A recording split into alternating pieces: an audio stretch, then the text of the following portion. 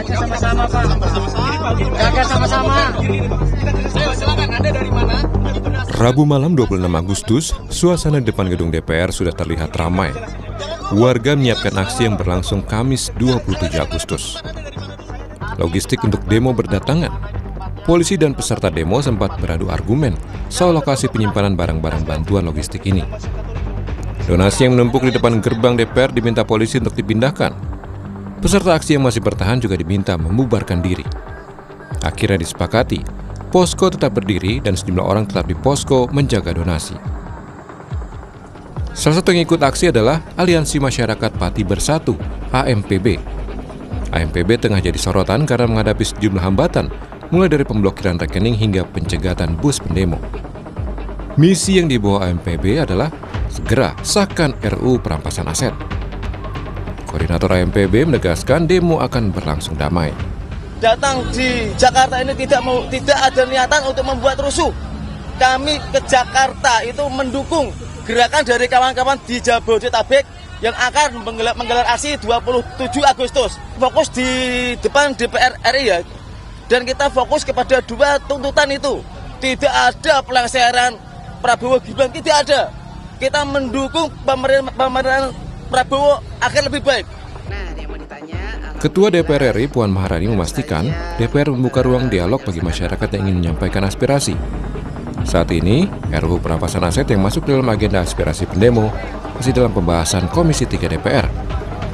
Puan meminta seluruh pihak menjaga ketertiban selama demo. Kemudian menyatakan aspirasinya tentu saja akan kami terima, sampai lebih baik kita menjaga ketertiban, kita menjaga semuanya berjalan dengan baik. Jangan sampai ada hal-hal yang tidak diinginkan.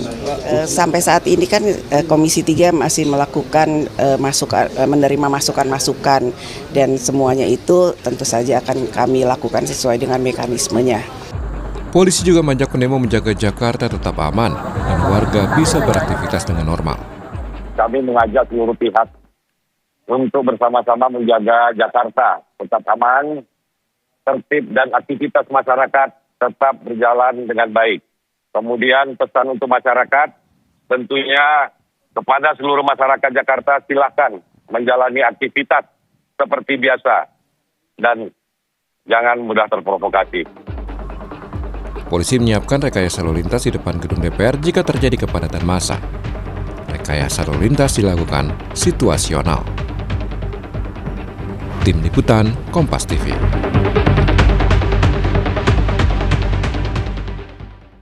Menko Polkam Jamari Caniago menjamin peserta aksi bisa menyampaikan aspirasinya dengan aman. Menko Polkam juga bilang akan melindungi peserta aksi.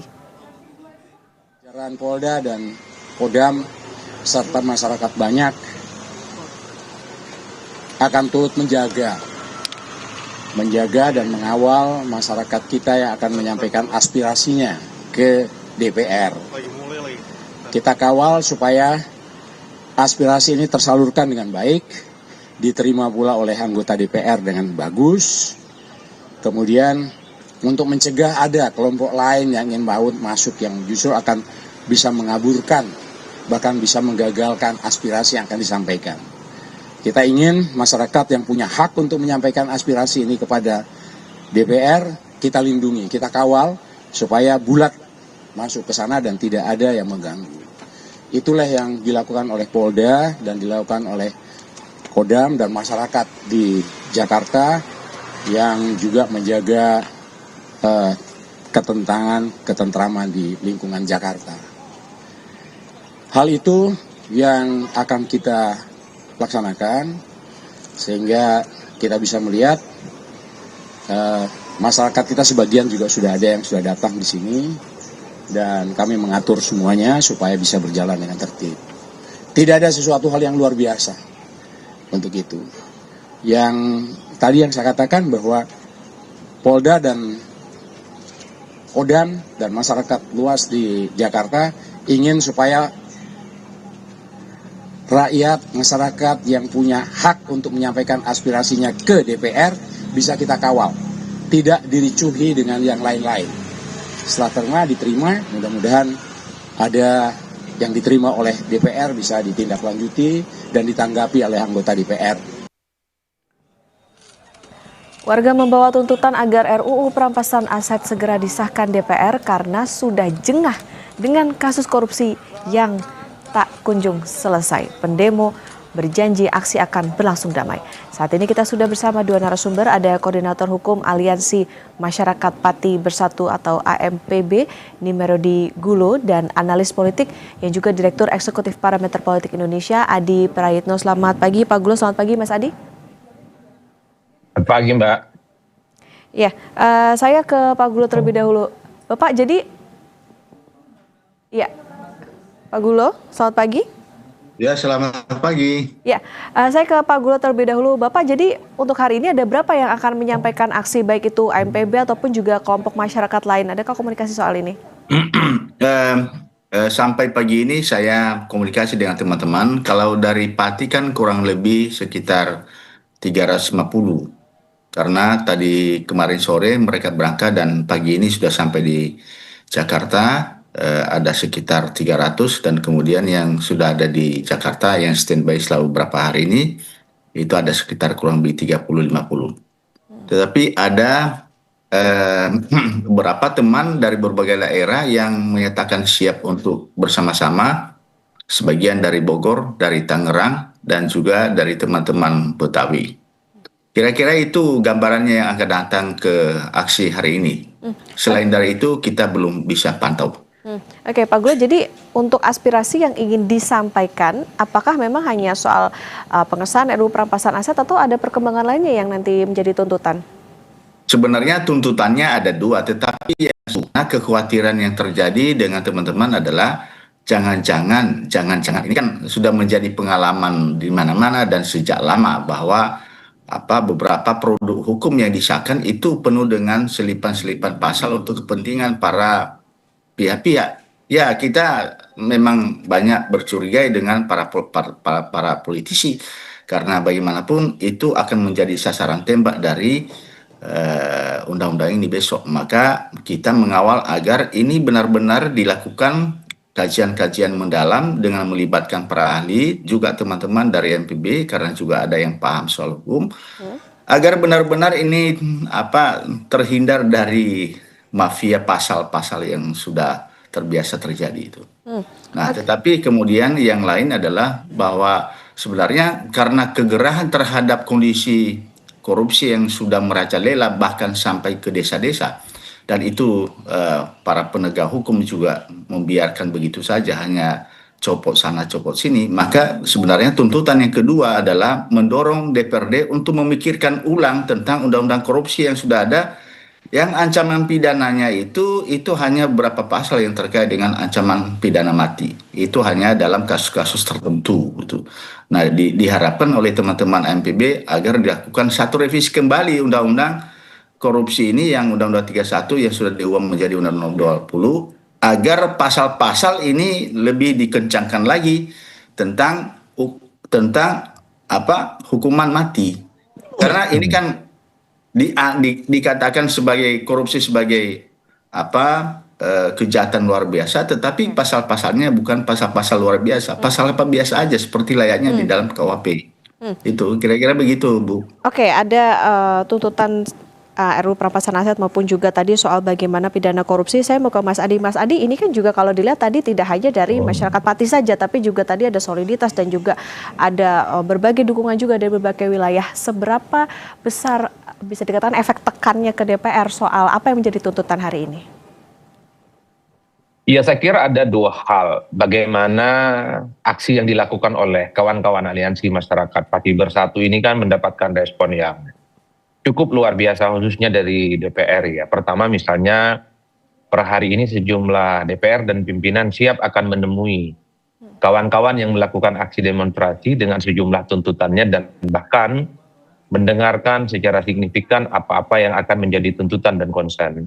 Nah, yang kedua, bahkan beberapa waktu yang lalu kita juga mendengarkan dari salah satu pimpinan Komisi 3 DPR RI terkait dengan rancangan undang-undang perampasan aset itu, batas akhir insya Allah Desember 2026 ini akan disahkan. Itu artinya apa?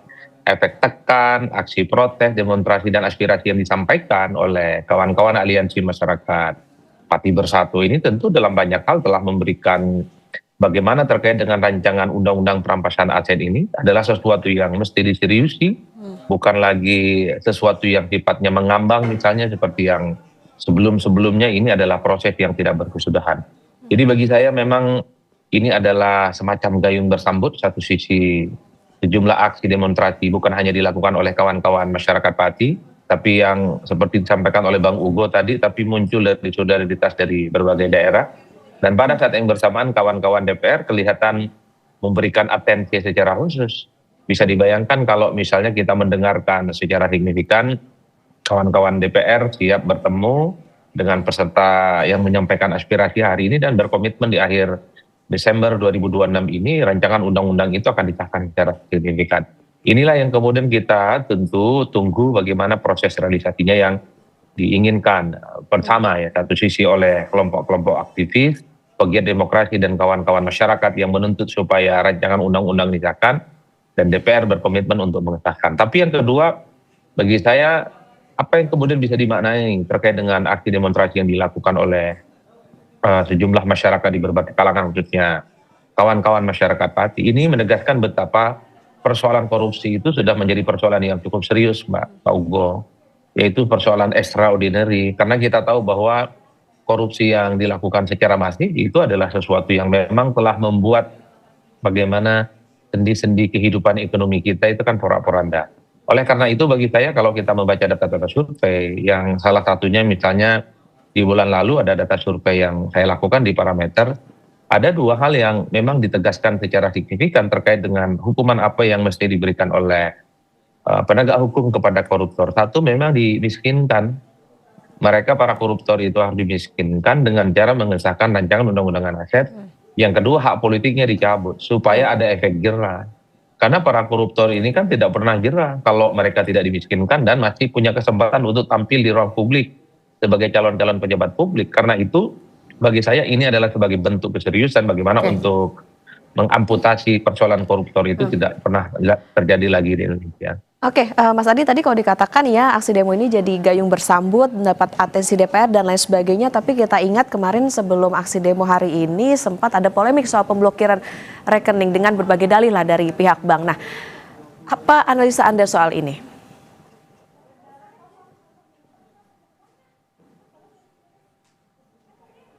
Ya, bagi saya tidak perlulah ada pemblokiran kayak gitu, karena itu terkait dengan penyimpanan uang di sejumlah bank tertentu.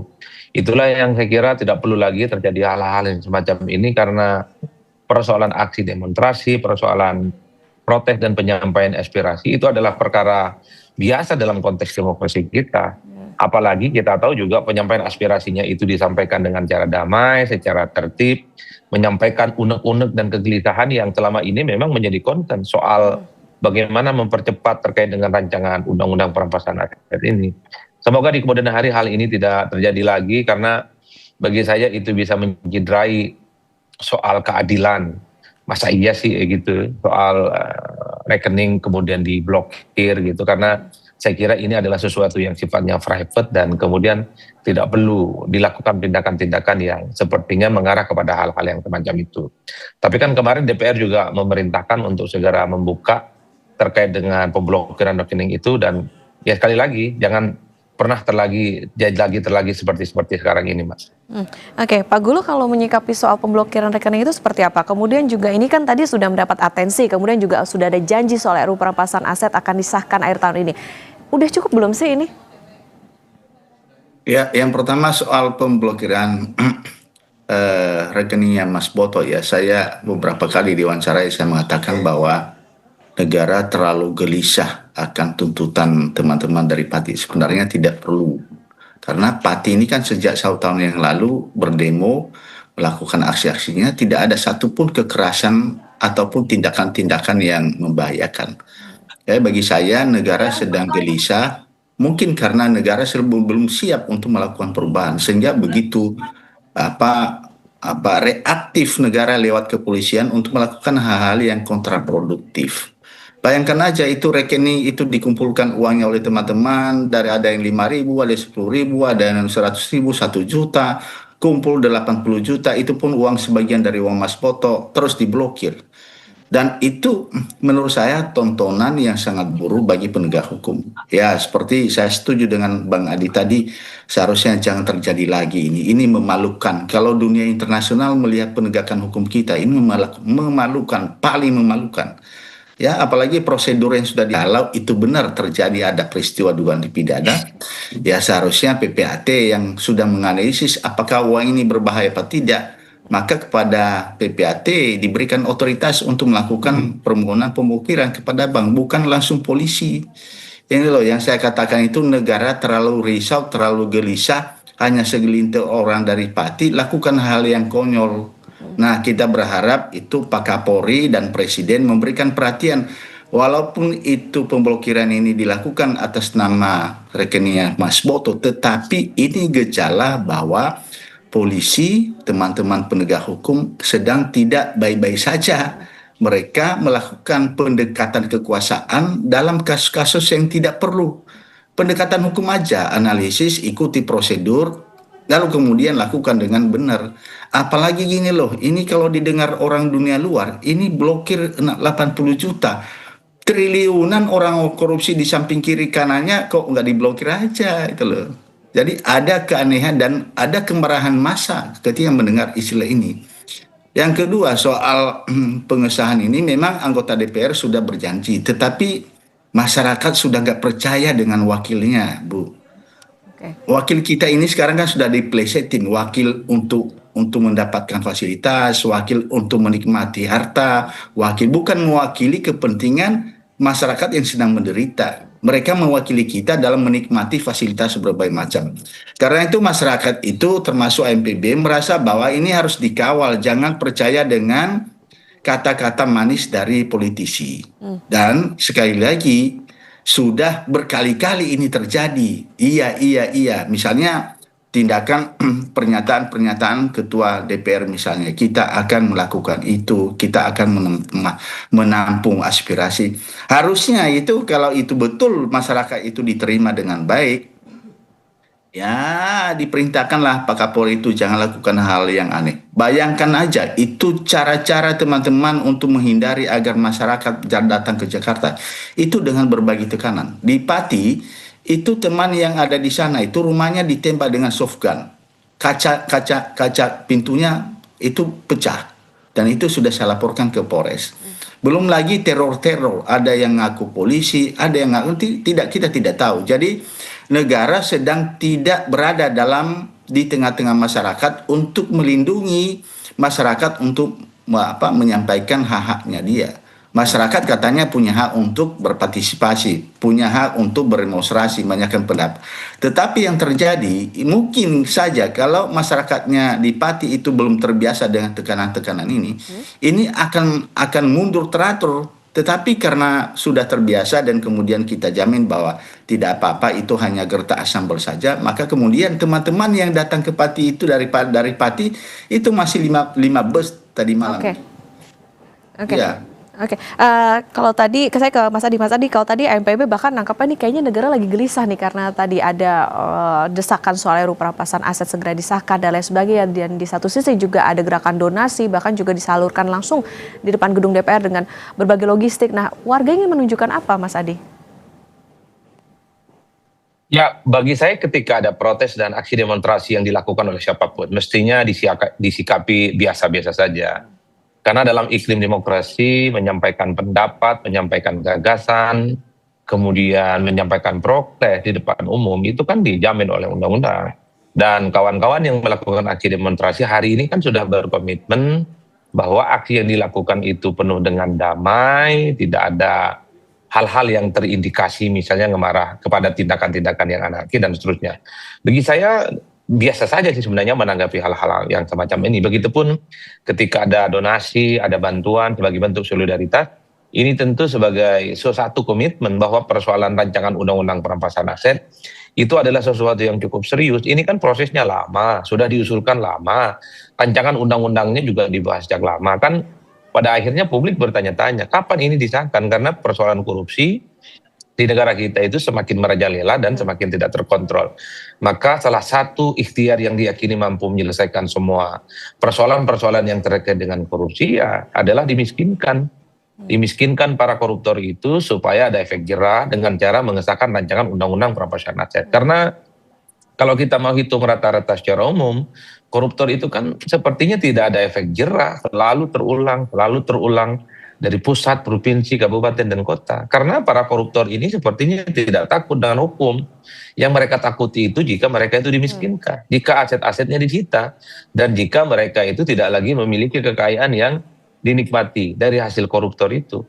Oleh karena itu, wajar kalau kemudian atensi dan tekanan terkait dengan hal-hal yang terkait dengan bagaimana rancangan undang-undang perampasan aset itu menjadi sesuatu yang prinsip dan menjadi penting sehingga melahirkan aksi dan demonstrasi. Dan semua pihak menjamin bahwa hari ini aksi demonstrasi itu akan dilaksanakan secara damai, tidak ada hal-hal yang kemudian terindikasi mengarah kepada tindakan-tindakan anarki. Bagi saya ini adalah sesuatu yang sifatnya positif, Mbak ya. Oke, Mas Adi, muncul AMPB, Aliansi Masyarakat Pati Bersatu, sebagai penggerak aksi. Apa yang Anda tangkap dari aksi hari ini? Ya itu artinya masyarakat semakin cukup serius dan memahami bagaimana isu-isu yang selama ini hanya terjadi di elit misalnya. Karena kalau kita mau jujur sebenarnya terkait dengan rancangan undang-undang perampasan aset ini bukan domain isu-isu yang terjadi di kalangan masyarakat yang ada di daerah ataupun kelompok-kelompok masyarakat yang ada di grassroots dan murni hanya domain kelompok-kelompok aktivis dan bagian demokrasi. Tapi ketika isu ini sudah menjadi concern dari begitu banyak masyarakat di berbagai daerah, ini menegaskan betapa hal-hal yang dianggap penting untuk menjadi payung penting terkait dengan penindakan hukum korupsi adalah persoalan rancangan undang-undang perampasan aset. Apalagi pada saat yang bersamaan di tengah keberlimpahan media sosial, medsos kita cukup luar biasa, media-media mainstream yang selalu datang ke seluk-beluk bagaimana kehidupan yang dimiliki oleh setiap individu terkait dengan rancangan undang-undang perampasan aset itu kan menjadi salah satu isu yang kemudian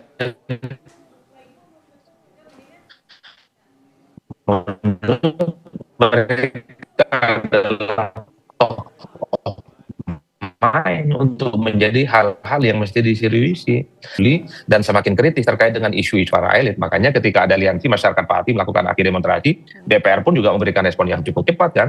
Mereka berkomitmen dan berjanji akan disahkan ini undang-undang di akhir Desember, kemudian berjanji juga akan menemui peserta aksi hari ini. Itu artinya DPR pun juga memahami satu persatu masyarakat kita itu sudah menikmati begitu banyak isu-isu penting dan isu-isu strategis yang selama ini tidak pernah diperhatikan secara serius. Intinya masyarakat kita semakin maju secara prinsip terkait dengan isu-isu pemberantasan korupsi dan demokrasi, Mbak. Oke, sudah menunjukkan bahwa masyarakat sangat concern terhadap RUU perampasan aset itu. Saya ke Pak Gulo. Pak Gulo, mungkin terakhir ini apa jaminannya bahwa aksi ini dikatakan tadi akan berjalan dengan damai dan juga aman? Ya, yang pertama setiap kegiatan kita di Pati mesti kita organisir dengan baik, termasuk untuk mendata siapa aja yang akan ikut aksi. Ya, nah tindakan-tindakan ini sama seperti yang kita lakukan ketika ada teman di Jakarta kemarin satu mobil ke sana, ada orang yang tidak diketahui identitasnya, kita cek. Dan di tengah jalan kita turunkan. Ini komitmen kita bahwa gerakan ini bukan gerakan untuk mengacaukan, bukan gerakan untuk anarkis. Jadi salah satu bentuk komitmen kita, salah satu orang yang ikut di dalam bus kemarin itu kita turunkan karena identitasnya tidak jelas. Ya, biasanya Yusuf. Tetapi saya sudah sampaikan dengan teman-teman pihak kepolisian bahwa selanjutnya untuk melihat siapa yang akan mengacaukan gerakan ini, ya tentu saja itu pakarnya ya teman-teman polisi lah. Masa kita semua harus menjaga semua orang yang ada di lingkungan sekitar kita. Kita tidak khawatir lah kalau soal keamanan, karena negara lewat polisi dia punya sudah sigap terhadap melakukan itu. Itu kira-kira, Bu. Oke, tentu kita harapkan aksi hari ini bisa berjalan dengan damai, aman, aspirasi terdengar dan juga bisa dikawal juga, dan ini juga bisa menjadi cerminan bahwa masyarakat sudah sangat concern, sudah sadar terkait dengan pemberantasan korupsi yang lebih serius. Terima kasih Koordinator Hukum Aliansi Masyarakat Pati Bersatu atau AMPB Nimerodi Gulo, dan juga analis politik yang juga Direktur Eksekutif Parameter Politik Indonesia Mas Adi Praitno sudah bersama di Sapa Indonesia Pagi. Sehat selalu Pak Gulo dan juga Mas Adi.